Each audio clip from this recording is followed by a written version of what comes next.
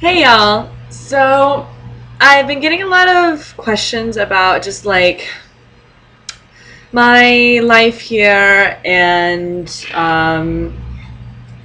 how people react to me as a foreigner and as a tall foreigner and all these kinds of questions. So, I think for this week, I'm just going to do a kind of story time.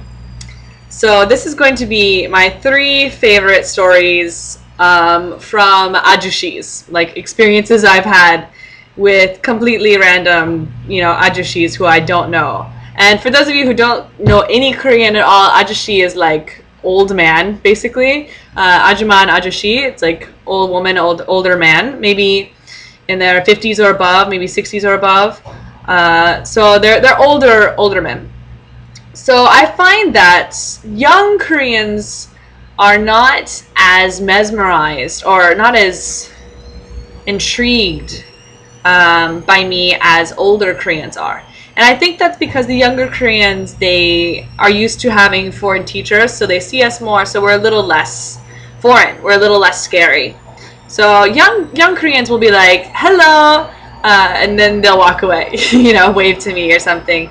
And that could be elementary or even high school students will do that to me. But Ajushis have had very, very entertaining reactions too. Okay, so the first story is actually, I'd only been here for 1 week, and I was walking along this river that runs by my office tel in Anyang. And I was walking, and I think it was winter and whatever. And a guy in a truck, an Ajushi in a truck, pulls up, and he looks at me and rolls down his window, and he says, "Pretty." And I take out my earbuds because I had my iPod, and I was like, "Thank you," and I just kept on walking. And he stops, and he reaches in the back of his truck, and he tries to hand me this like frozen iced coffee beverage. And I'm like, thank you, but no thanks. Like, I don't know you. And he doesn't speak much Korean. I mean, doesn't speak much English. I'm like, thank you, no thank you. And then he goes, get in. Like, it's totally normal for me to just get in a complete stranger's truck.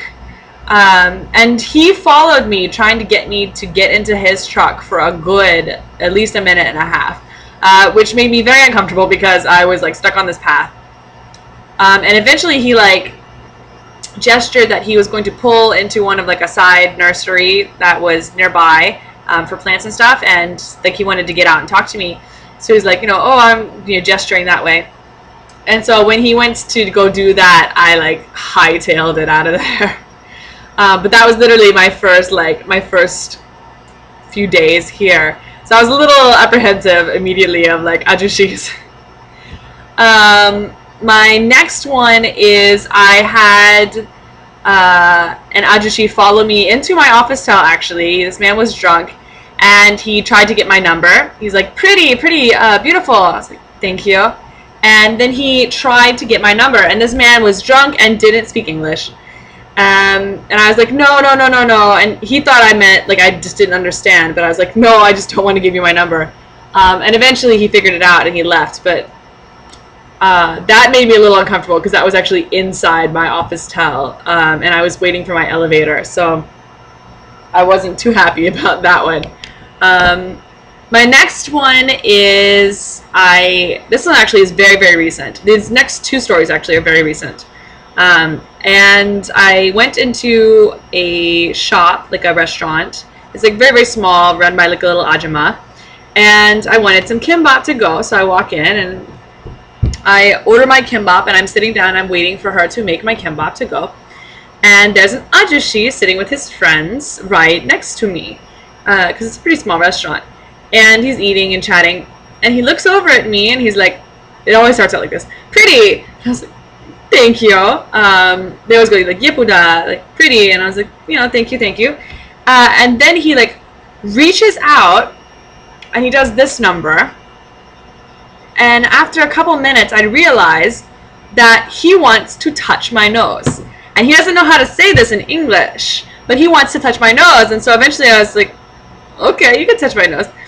So he reaches out, and he literally pokes me on the end of my nose, I guess to see if it was real.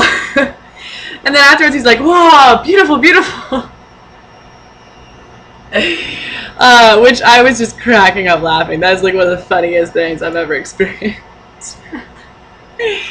And so then I was like, thank you. And he tried pointing to his dish and like trying to teach me some of the Korean words. He was actually really nice. But he's the only one who's actually tried to like touch me necessarily. So he poked my nose to see if it was real. That was entertaining. Complete stranger. And I'd never seen him before. I'd never seen him since. And my last story, I was wearing heels. I was about to go to like a party. And I was wearing these really, really tall heels. And just like shorts and a t-shirt. Shorts and a t-shirt. And so I get on the subway. And there's an ajushi. And he's sitting in like the older person / handicapped / pregnant woman area of the subway. As they do. And he sees me and he gets up and he insists. Like, because I had to stand because it was too full. He insists that I take his seat. So I'm like, no, that's okay. Like, you're old. You should sit there. And he's like, no, sit in my chair, sit in my chair. And I was like, okay. So I sit down. And then he looks at me and he goes, oh, so beautiful. Miss Russia, Miss Korea. And I was like, thank you, but no, I'm not Miss Russia or Miss Korea. And he goes, K music, like K-pop. Do you like pop music? And I was like, yeah, I like Big Bang and Shiny. He's like, no. That's no good. Super Junior. And so I literally start having this like broken English conversation with a at least 60-year-old man on the subway about our favorite K-pop bands. And then he's still calling me Miss Russia. And he looks over. He's starting to make a scene now, and I'm starting to realize there's something a little strange about this man. And he's starting to make a scene, and he looks over at some other Koreans, and he's like, look at Miss Russia, Miss Korea, so beautiful. And I'm like, yes, sir. By now I'm just like laughing because there's nothing else that I can do because I'm in a captive place. I can't leave or anything. And everybody else is starting to snicker too because it's so ridiculous. And even the girls are laughing. And then he goes, bye, and then he goes like he's going to get off at the next stop. Next stop goes, and he stays on the subway. But he's still saying bye to me. So every couple of minutes, like he's still on subway with me, even though, we had a stop. And every couple of minutes, he'll look at me and he'll say a random, like, goodbye phrase in a language, like any language. He said a bientôt, which is Russian, and then he goes, I don't know, he says something in Spanish, and then of course English and Korean, and I was just laughing so hard. And luckily for me, my next stop was the one right after that, so I got off. But yeah, I think by far my best stories have been from old Korean men, and that's only 4 stories. Like I've got more in my back pocket. If you guys want to hear them, I definitely have more stories, about children and ajumas and ajushis and all of it, and just their reactions to me. Because I am 178 centimeters, I do, like, this is my natural hair color, and I have naturally green, like light green gray eyes. So I do kind of draw a spectacle. And so people do stare sometimes, but I tend to not notice until they talk to me. But yeah, that's my stories for today. If you guys want to hear more, feel free, ask me questions in the below, for stories. I'm happy to do that.